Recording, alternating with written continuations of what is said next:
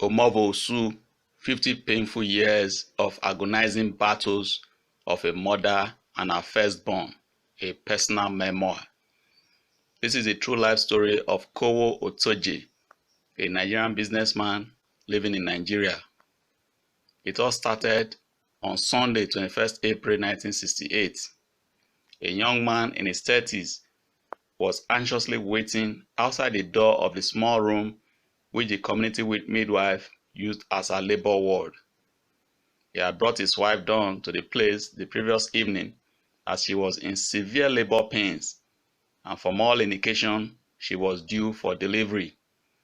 Due to the haste with which they had left the house, he had not eaten any real meal or had a proper bath since he brought his wife there.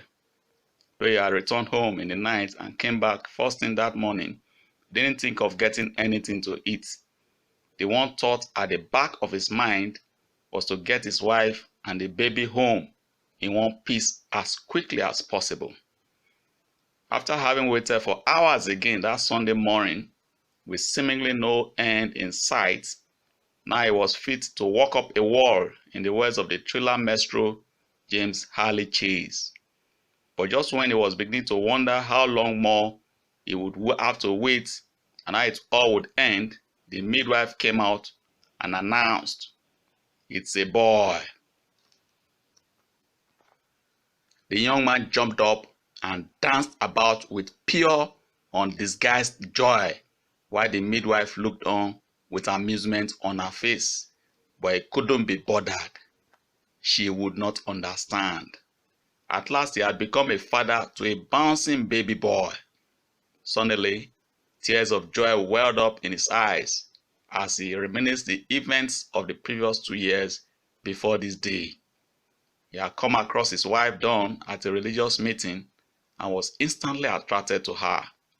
Dawn was a teenage young girl of about 16 years of age, fair in complexion, with average height and an attractive, well-proportioned body. Mr. Smart Oteje, on the other hand, had always been a slim black man of about 6 feet in height. At the sight of Dawn, he had fallen head over heels in love with her. However, there was a problem. The father of the girl, Mr. James Ogedegba, would not hear of it because he had lofty plans for his daughter. As the only girl in between 7 boys, he felt a special kind of love for her, and he wanted to sponsor her education to any level possible. So when Mr. Smart Oteje began frequenting his house in search of his daughter Dawn, he was mad with intense rage, and he would literally carry a machete to chase the young man out of his house, screaming after him, "If I see your feet in my house again, I will design your body with tribal marks that you will keep remembering the day you chased a girl all throughout your life." But fortunately for Smart, he had an ally in the mother of the girl, Mrs. Gloria Ogedegba. Unknown to him, she was glad that a young man was asking after her daughter, and she was already basking in the euphoria of giving her daughter out in marriage and becoming a mother-in-law. So she would call the young man aside when she was sure her husband wasn't looking and encourage him not to give up in his quest. Eventually, Dawn's mother was able to somehow maneuver events and persuade her husband to let the young man marry their daughter. The father's dream of sponsoring her daughter through higher education was jettisoned, and Mr. Oteje succeeded in marrying the woman of his dreams. Smart suddenly felt something on his hand, and he was jolted back to the present. It was the warmth of the midwife's touch on his cold hand which brought him back from his brief sojourn into the past. "Come and see your little boy," she urged. Thereafter, he followed her into the room. As he entered the small room, his eyes scanned the room quickly until they came to rest on his wife sitting upright on the holy bed, holding the bundle of joy in her arms, supported by a pillow that had seen better days. The following day, they were back home, and a week later, Mr. Smart Oteje held a small party to celebrate the arrival of his baby boy into the family. The parents of his wife, the Ogedegbas, were among those who attended the small ceremony. Giving a short speech, Mr. James Ogedegba, his father-in-law, officially welcomed Mr. Smart Oteje to his family. You are now a member of my family, he said. As a matter of fact, you have become the eldest among all my children. Please forgive me for anything I have done to wrong you in the past, and let's bury the hatchet. Mr. Smart Oteje got up and embraced his father-in-law. Thereafter, they sat down like long-lost but newly found friends to drink and make merry. After all, Mr. Smart Oteje had given him something no other person had given to him all his life, his very first grandson. Mr. Smart Oteje, on his part, had also gotten his first male child, and heir that would hopefully pilot his family affairs long after I was gone. Both men congratulated themselves on their good fortune as they drank and made merry to their heart's content. So many names were given to baby Oteje: Divine, Precious, Blessing, Gift, and so many others. However, one name which should follow the boy all through his life is the one from his grandmother, Gloria. Ekpanata Kowo Oworejirin. The literal meaning of that name is, as somebody is told, he does not become like that. Or put differently, the name simply means nobody becomes exactly as he is called. Other children were to follow in quick succession later on. Another boy and 4 girls, making a total of 6 children in the family. However, tragedy struck a few years later with the passing away of Smart's mother-in-law, Mrs. Gloria Ogedegba, at the young age of 38 years. It was as if she had a premonition of her death and wanted to see some of her grandchildren before passing on. It was only young Ekpanata Kowo Oworejirin and his few months old brother that their grandmother saw before she died. You have just listened to the opening chapter of the 299 pages smoking hot, mind-blowing new book by Motunrayo Omonoteje titled Omovo Osu, 50 Painful Years of Agonizing Battles and Torture of a Mother and Her Firstborn.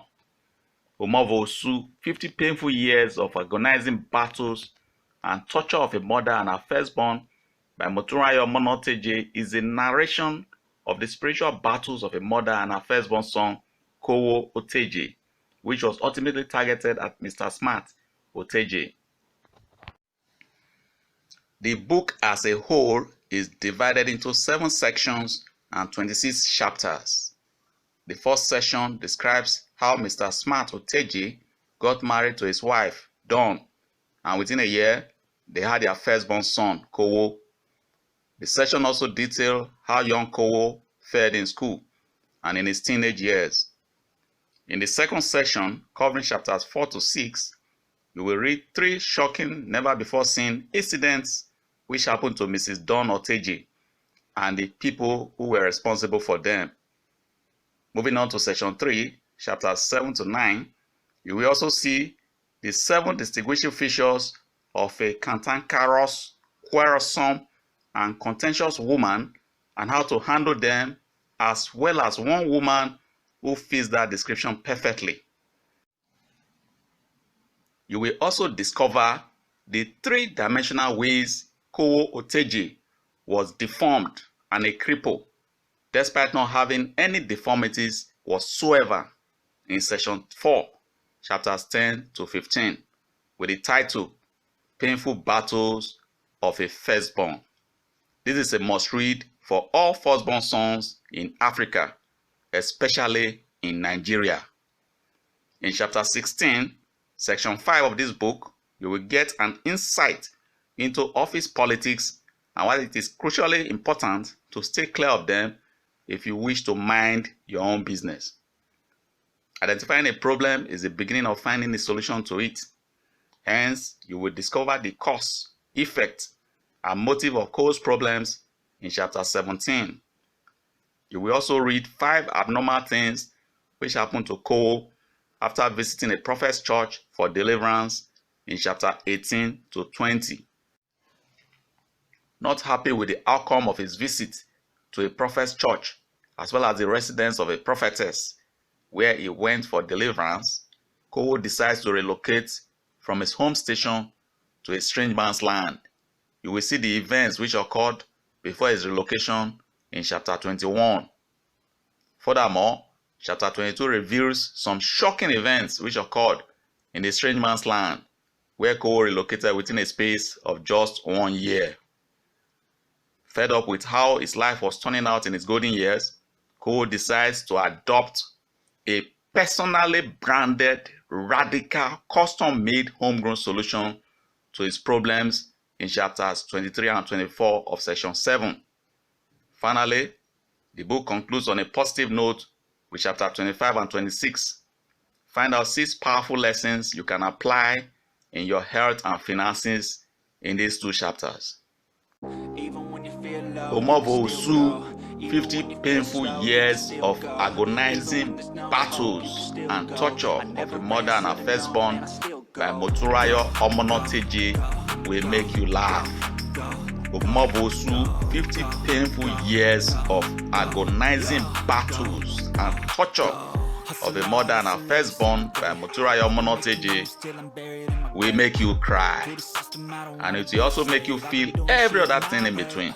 As a firstborn, you will gain complete clarity regarding why things have not been going on well in your life. If you are not a firstborn, you will have complete understanding of why your elder brother has not been making any appreciable progress all through his life. And if you are in a country where things of this nature are not common, this book will make you wonder how anyone can survive for so long with such fierce torment in his life. It is time to reclaim your position as firstborn in your father's house and recover everything that you have lost. It is time to stop struggling and recover your wife, children, and great wealth, just as God designed for you from the day you were born.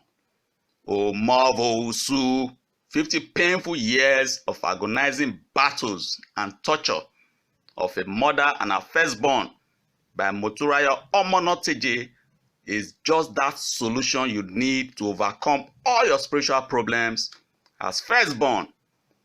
Order a copy today and gift one to a friend or family member. Omovo Osu, 50 painful years of agonizing battles and torture of a mother and her firstborn by Moturayo Omonoteji. One book, same content, different formats, hardcover, paperback, Kindle, tablet. Even when you feel low, you can still go. Even when you feel slow, you can still go. Even when there's no hope, you can still go. I never answer to no, man, I still go. Go, go, go, go, go, go, go, go, go, go, go, go, yeah, go. Hustle hard, hustle every single day. I'll be making moves till I'm buried in my grave. To the system, I don't wanna be a slave. I've been doing shit my way, or the highway. And in the driveway is a nice range, cause I grind through the climb, I invite pain. You'll never hear me, bitch, nah, I don't complain. Just gotta flip the switch and you can go and obtain anything you want, anything you need. Your mind's got the key ingredient, it's belief. They're deceived with the negativity, but I just slide right by that energy. Even when you feel low, you can still go. Even when you feel slow, you can still go. Even when there's no hope, you can still go. I never answer to no, man, I still go. Go, go, go, go, go, go.